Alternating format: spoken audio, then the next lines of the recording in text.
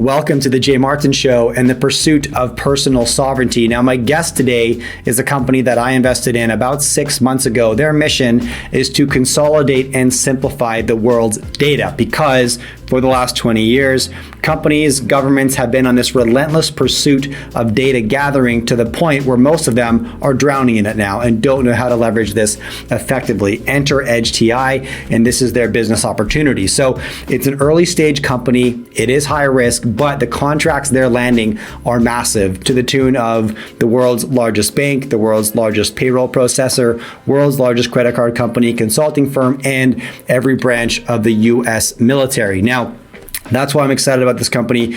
The upside potential is massive. I encourage you to check it out. And the CEO, who's going to join me in a minute, Jim Barrett, is no stranger to building and selling technology companies. He has a few wins under his belt and has overseen up to $600 million in tech transactions in the past. I like betting on horses who have already won a few races. So I hope you enjoy this interview. As always, there's a pinned comment beneath this video where you can subscribe to my weekly newsletter. I absolutely love writing it and would love to have you join the team. Here's Jim Barrett, CEO of edgeTI. Enjoy. This is Jay Martin. All right, and here I am with Jim Barrett, the CEO of edgeTI. Jim, thanks so much for coming on the show. I'm excited to introduce this story, share my excitement with my audience, and hear the high-level overview from yourself. Well, Jay, thank you for having me. It's always a pleasure to talk with you. Now, this is the first piece of content that I'm publishing on Edge. So I'd love you to start, for anybody who's not familiar, give us the 30,000 foot, 30-second elevator pitch. What are you doing with Edge, Jim? Sure. Everybody says, what does Edge do? What we like to say is Edge achieves the impossible. And what is the impossible?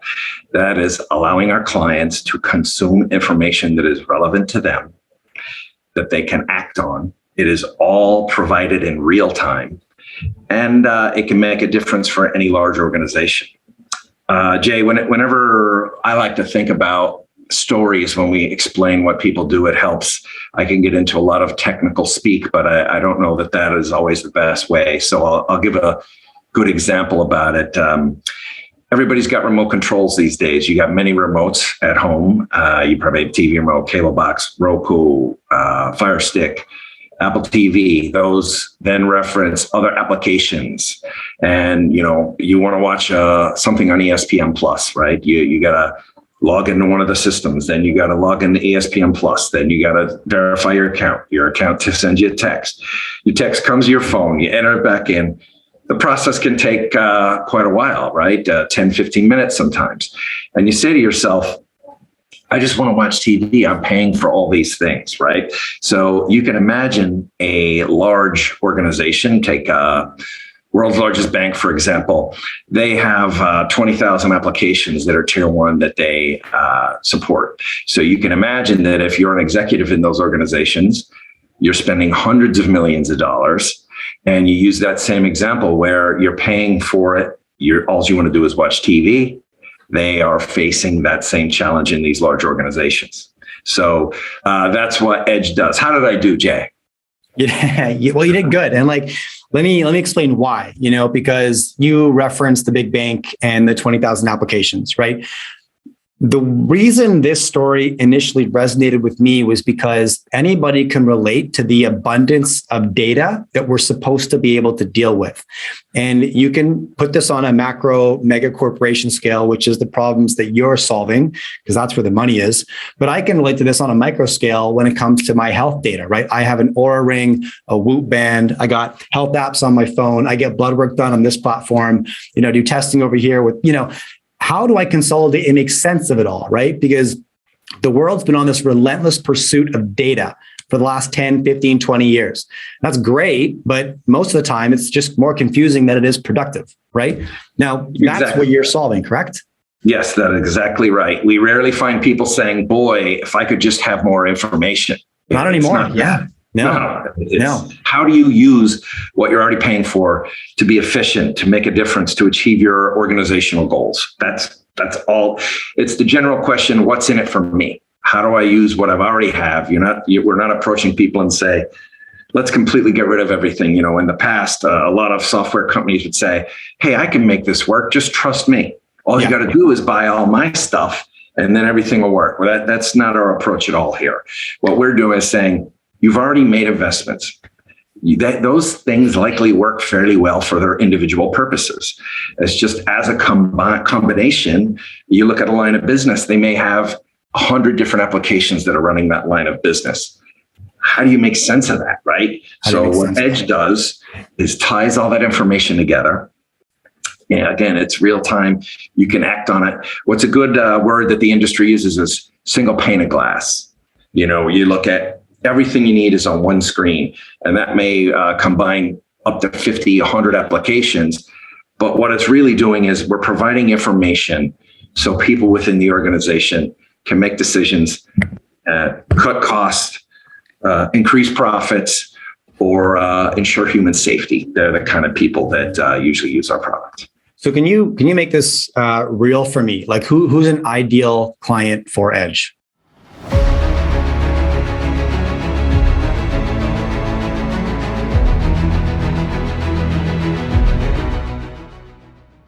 Okay. We would say Fortune 500 or a large government agency are our customers. The people that use our product fall into generally three categories, but the refining moment at the end is the people that use our product are people that want to increase speed of operations, speed to make decisions, speed to cut costs, speed to increase revenue, speed to make decisions on the battlefield. They are the users of our product. So they're large, complex organizations. Give you an example. One of the things that I'm most proud of here is you look at the client base we have. While we're a small and growing company, we've got world's largest bank, world's largest consulting company, world's largest payroll processor, largest credit card company, every branch of the United States military, and some of our allies abroad. So it's a tier one client list, and they are the people that move the needle in the industry, and they're the ones that need to make decisions quickly. Okay, I know you said it. I just want to emphasize what you said is these are the companies that are using our product. To point to, this is not conceptual, right? Correct. Yeah. Correct. Okay. I want to make that clear. Let's then jump into the revenue model. Jim, how are you making money? Yeah, there's two ways that Edge makes money. And part of the way we solved some of that over the last year, if you look at the challenges in the world that we've all faced over the last 24 months, everybody was doing remote work. And one of the ways that we were able to use this as an advantage for Edge is historically, Edge had a perpetual software model. That means you sell something once. That's the only revenue you get. We were able to switch to a subscription model. So there's two ways that we make money: subscription fees and professional services or consulting services. Yeah, that's arguably the smartest revenue model in the world. The one that I am most envious of is the recurring software rev model. I mean, the valuations that these companies get are bananas. It's mind-boggling to me. Yeah. And so if I don't own one or build one, I want to make sure I'm investing in them. I guess that's where I come from. Yeah, even today's market, you look at where the valuations are, and they're very strong, which is one of the reasons that we went through this listing process. There is quite a bit of opportunity because of the platform. We're offer a platform that integrates information, right? Yeah. So there are opportunities for if we see weakness, or we see weakness in a product offering, or we see opportunity in client need. We offer a platform that is easy to bolt other acquisitions on as it makes sense. Okay, dial it back. Last 6-12 months, Jim, major milestones. What are you most proud of? Well, the number one thing is the challenges over the last 24 months. Again, we got through that. We got through an RTO on Toronto Stock Exchange, the venture exchange. That was a process for all of us, where that's behind us. The other is what I said before. We've switched from what is a perpetual one-time license fee model to an ongoing subscription fee. That's important. Some of the other things are, since I became involved in Edge, I've been the CEO for about 24 months, a little over 24 months. we brought in a great team. And if you have tier one customers and you have the right people on the bus with you in a market that is growing, I think the future looks good. And they are, we've done all of these things simultaneously, again, over the past 12 to 18 months. Can you give me some context when you say the market is growing? Give me some sense of scale. Like, what is the size of the market that you're operating in? Yeah, if you look at digital, everybody hears the word digital transformation, but what does that ultimately mean? It is allowing the information you have, you're using the information you have to transform how you do business, because people have a lot of information. That's all that's happened continually, of making investments in technology, creating tons of information. The next opportunity is, how do you use that information? So if you look at, I think it's Forrester is quoted as, this market is expected to grow to 2.5 million in US, 2.5 trillion in US dollars in spend by the end of 2025. So the other thing that's interesting that I would like to add, Jay, is if you look at, you look at McKinsey or any of these consulting companies, we're always studying data that the client base is being surveyed and looking at. Some of these large these large complex organizations, I think there's something like they looked at the Fortune 1000, and near 80% of the Fortune 1000 will acknowledge they need to have a plan in place to use their data more efficiently for operations and the very things that Edge does. So if I look at this, you have an opportunity in the market that's growing, and you have the clients that we service and we operate with are acknowledging that they need to do something. So there are two good things that I'm happy about going forward.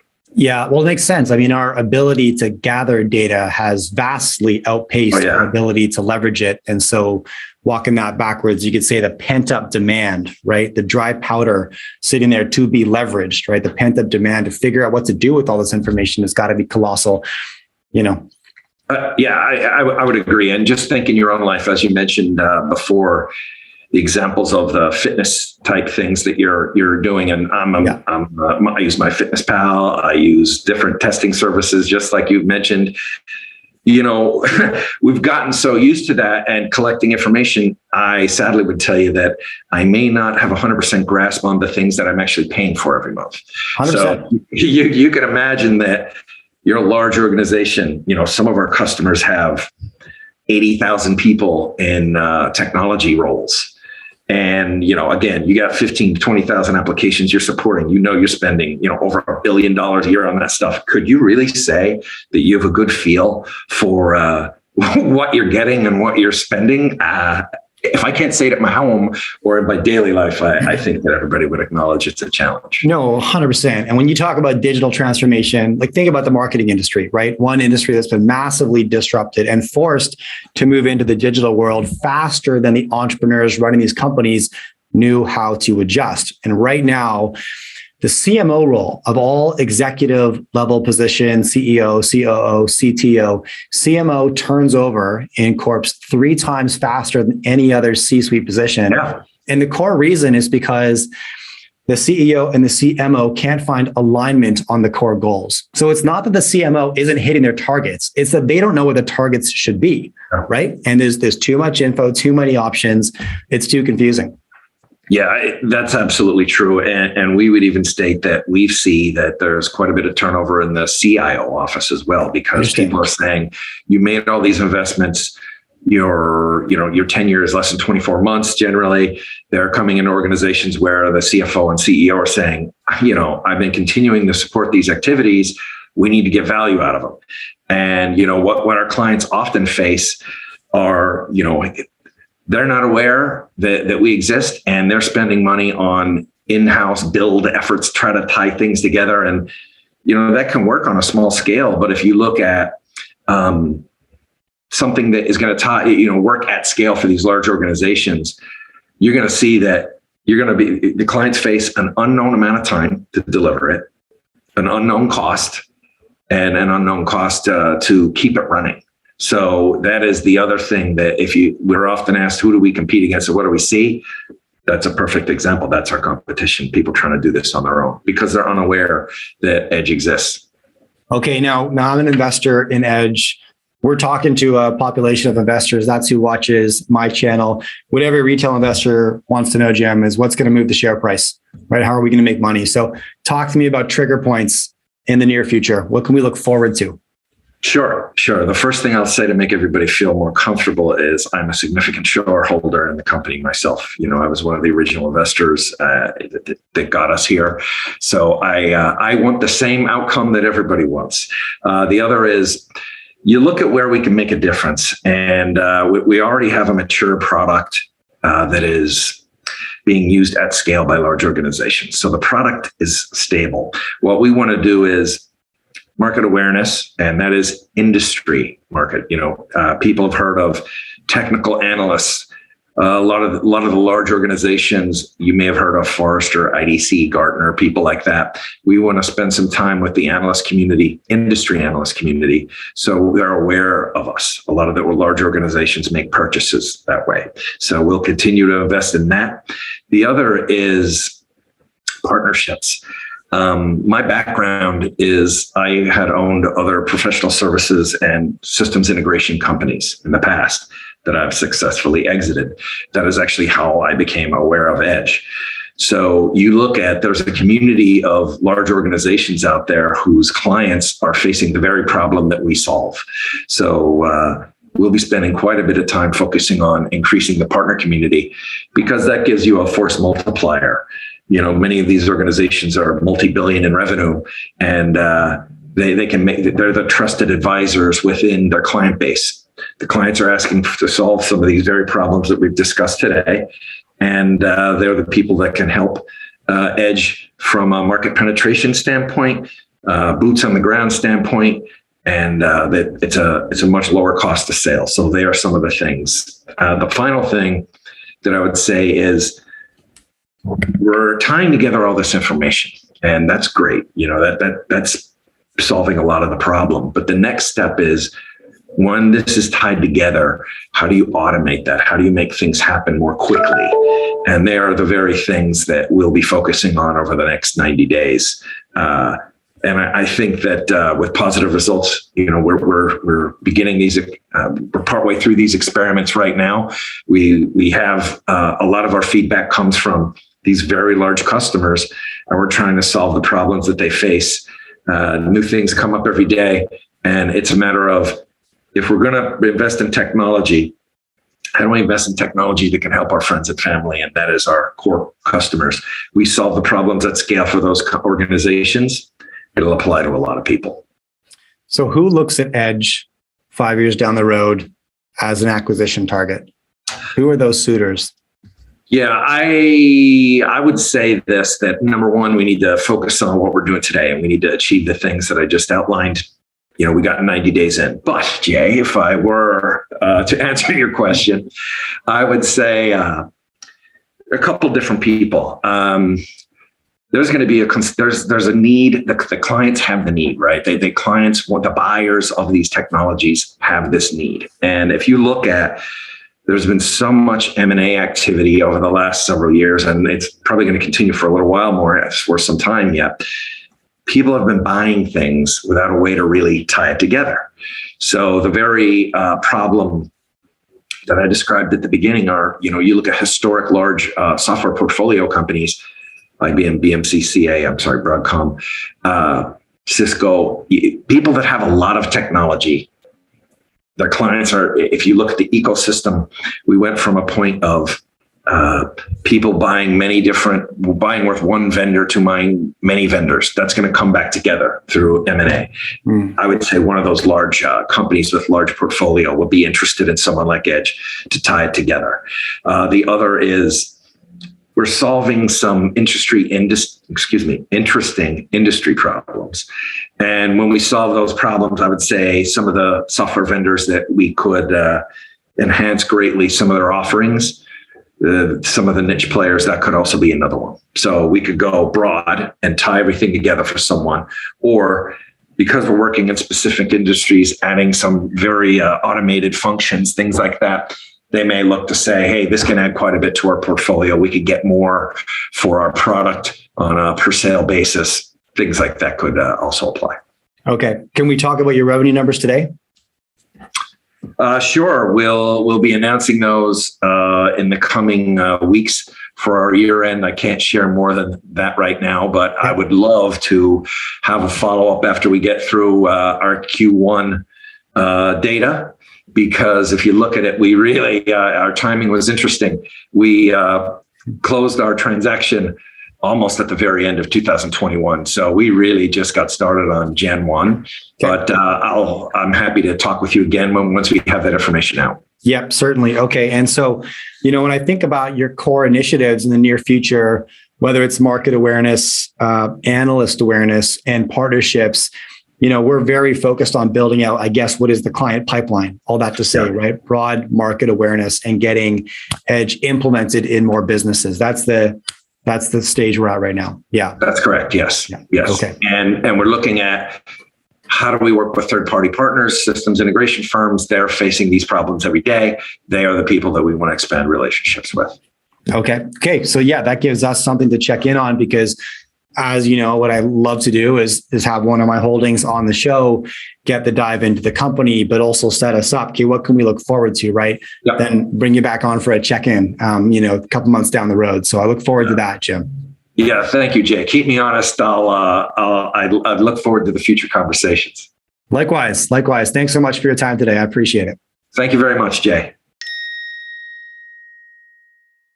All right, thank you for watching this interview. Now, 3 things before I let you go. Number 1, I publish a weekly newsletter and I love writing it. I share my biggest takeaways and action items from the conversations that I have on this channel. In addition, my thoughts on current events, economic events, political events, and you can subscribe for free. Just hit the pinned comment right beneath this video, or just go to jmartin.club and you can subscribe on the website. I'd love to have you join the team.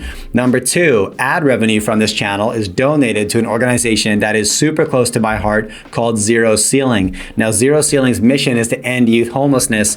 And the way they do this is by giving at-risk urban youth the opportunity to relocate to beautiful wilderness areas and then provide them with supportive housing, career training, and just generally positive influences on their life. I love what they do. Check them out if you're interested. And number 3, if you prefer to listen to my content as opposed to watch it, you can find me wherever you listen to your podcasts. Just search for The Jay Martin Show. All right, thanks again.